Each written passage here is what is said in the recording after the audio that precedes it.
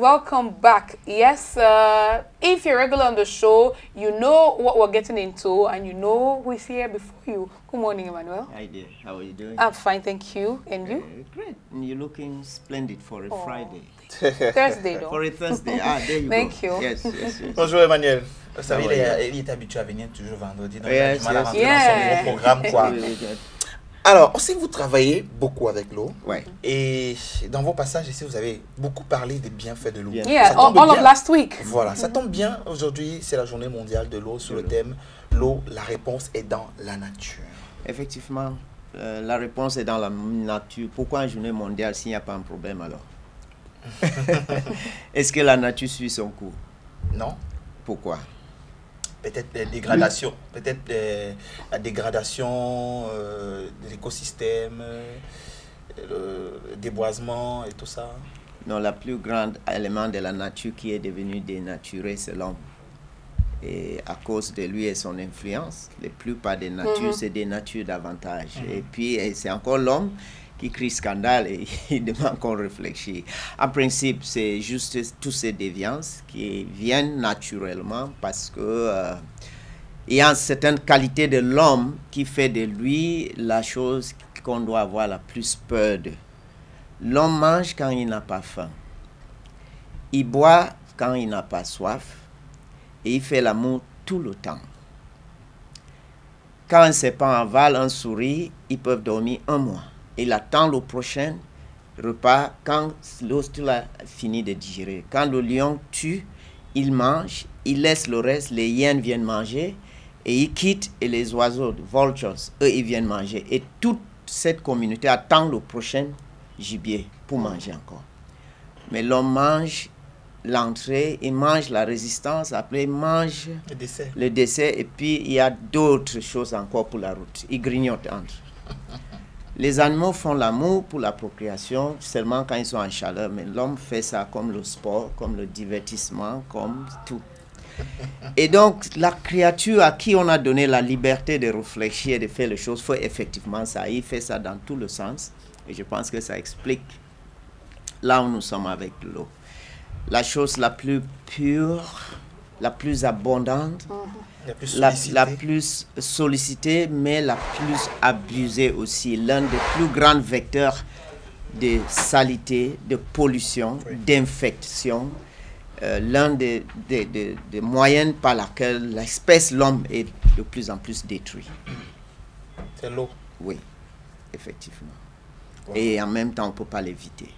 Et pourtant, on peut en profiter tous les jours sans toutefois en souffrir. Dans les réflexions que nous avions vues, peu importe son état, si c'est la seule que tu as, parle-le lui et dis-lui pourquoi il est si important pour vous. Rappelle-lui que tu connais que tu es faite de 70% de lui et que sans lui, tu ne peux pas vivre. Tout à fait. Et que tu l'aimes et tu l'adores et tu as la grâce de l'avoir entre tes mains, peu importe son état. Si c'est la seule que vous avez, après avoir parlé, lui, il va prendre tes pensées et il va devenir quelque chose de très utile entre tes mains. Bien sûr, il a fallu que on baptise même Jésus-Christ avec lui. Et après, on a vu les manifestations de Dieu par rapport à ces bas qui viennent confirmer que ceci est mon fils. En parlant de manifestation, pour entrer dans le domaine sur lequel vous êtes en activité depuis une trentaine d'années aujourd'hui, quelles sont les manifestations que l'eau pourrait avoir quand on entre chez vous dans un beauty space comme celui-là, les bienfaits pour en ressortir après? L'eau en lui seul a un son le plus euphonique possible. Même dans un orage, l'eau est agréable à ressentir. Je ne sais pas si vous avez réussi à dormir dans une maison où l'eau tombe sur le toit et vous sentez, c'est un rythme apaisant, envoûtant. On dort mieux quand il pleut. Et complètement restructurant de votre nature interne comme externe. L'eau, quand il coule, a une mélodie formidable. Et dans le milieu d'espace, et si vous avez la chance de le voir couler en entendant le son, c'est complètement un mariage envoûtant, puissante qui vous transforme à des niveaux spirituels même très élevés. Et là, lorsqu'on dans le spa, on arrive à marier les sons avec de l'eau et que cette eau te touche à la bonne température par des mains qui sont appelées à cette fonction, vous êtes sur une voyage, hein, comme on dit, hein, you are on a journey to peace and well-being, hein, where you are completely encapsulated in a world of total peace and harmony, and from which you can face every challenge in your life. It's like that. Well, that's very, very true and very correct, Maneshango. But now, as much as water can be used as a soothing element, it can also be misused in this in a beauty space, like Chris.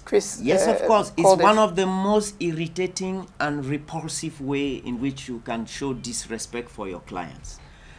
If you welcome a client with a handshake that is wet, you are giving a shock. If you wash the client's hair with a temperature below 37 degrees, it is hallucinating. If water runs down the collar of a client into the back of her dress, it is shocking and disgusting. And of course, if the water is lying on the floor of your salon, it can cause very disruptive accidents if you slip off it, and it has a very repulsive look. On the contrary, you want to see this water in an aquarium.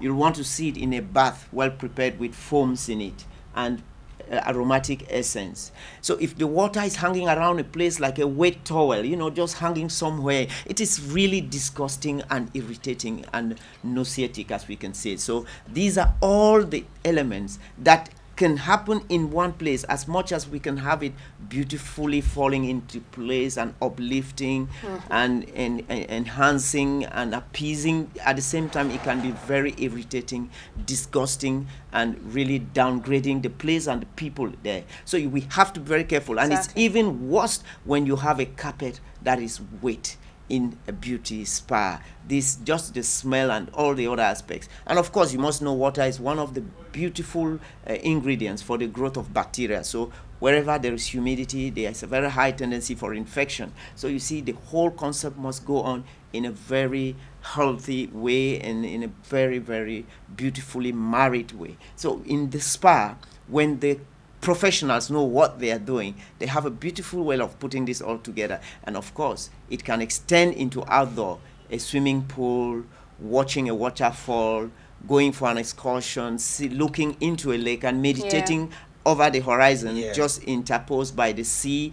All of that can come in, and it has to do by the mind that is thinking this concept, the mind that is you know, that is bringing all of this, and that's the power of the human being, the ability to marry these things, even in a cup of tea, to marry this thing in a 1 square meter space and make it a whole and very effective. Tout à fait. Et justement, l'eau est-ce que vous utilisez plus que tout dans un espace de beauté? Il faut le dire qu'il est partout. Il est le centre de l'affaire et en principe, dans les cosmétiques, il se trouve là-bas parce que c'est généralement des solutions aqueuses. Donc, ils sont dominantes dans tous les cosmétiques. Et n'oublions pas, on soigne le corps humain. Et le corps humain est de 70%. Le meilleur soin, c'est des soins hydratants. Tout le reste qu'on va vous parler, tout ce qu'on cherche pour ralentir le vieillissement, c'est hydrater, hydrater, hydrater. Tout le reste, c'est d'éviter de déshydrater. C'est-à-dire, on est dans le soin, on évite de déshydrater et on hydrate et on protège contre la déshydratation. Donc, c'est une histoire de remettre de l'eau à sa place. On est aquatique, si on peut dire simplement. On est de l'eau, on est de l'eau, on est de l'eau. Et un excellent soin, c'est un soin hydratant. Et les professionnels de la beauté doivent maîtriser le concept d'hydratation des tissus du corps, interne comme externe. Tout le reste de ce qu'on dit alimentation, soins et tout cela, tant que l'hydratation, l'interne, donc en profondeur, et l'externe n'est pas devant la scène, nous sommes en train de dégrader. C'est la décrépitude, c'est l'atrophie, c'est la mort. Voilà. Et oui, il a comme, je vais dire, il a cette facilité, comme l'eau, de rentrer dans un bocal et d'en prendre la forme. Emmanuel Tchangon, je parle de lui précisément. Pourquoi? Parce que c'était pas son sujet en arrivant ici, c'est clair. On le lui a pratiquement imposé puisque nous sommes en pleine célébration de la journée mondiale de l'eau et parce qu'on s'est souvenu que l'eau a une importance capitale et dans la réalisation, dans la pratique de son métier et même dans la vie quotidienne. Donc, il s'est réajusté tout de suite, comme de l'eau dans un verre.